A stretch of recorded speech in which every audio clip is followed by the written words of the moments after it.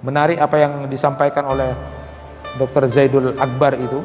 Beliau ketika menulis buku Jurus Sehat Rasulullah itu, salah satu tulisan beliau, ungkapan beliau di buku itu, beliau katakan sholat yang tepat waktu itu sangat dianjurkan oleh Nabi Shallallahu Alaihi Wasallam sebagai bukti ketaatan kepada Allah Subhanahu Wa Taala, dan dalam rangka menyesuaikan pengeluaran hormon-hormon dalam tubuh dengan waktu yang sudah ditentukan di awal waktu sholat. Nah, orang yang menunda-nunda sholat itu akan mengacaukan sistem tubuhnya, karena pengeluaran hormonnya itu kemudian tidak menjadi optimal, sehingga tubuhnya justru nanti akan bermasalah.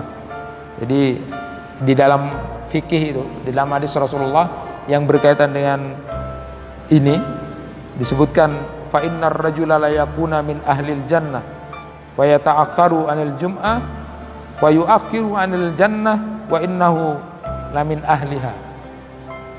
Ada seseorang yang termasuk ahli surga, namun karena dia sering terlambat ngikutin sholat Jumat, sehingga dia pun kemudian akhirnya diakhirkan oleh Allah untuk masuk surga. Dan sungguh dia termasuk penduduk surga sebenarnya. Dan di dalam riwayat lain disebutkan, la yazalu qaumun yata'akharuna hatta yu'akhirumullah. Ada satu kaum senantiasa yang berlambat-lambat dalam menghadiri sholat sampai Allah pun kemudian mengakhirkan mereka.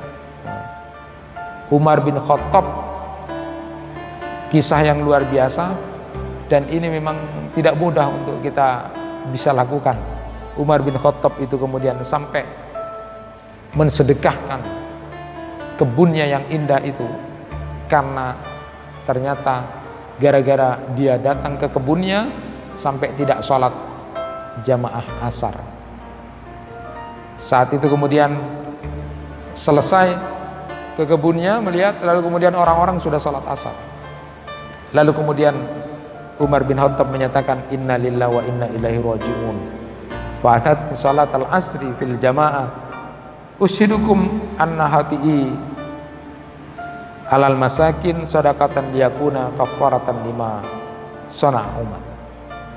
Innalillah, katanya Umar, aku telah luput dari salat asar berjamaah.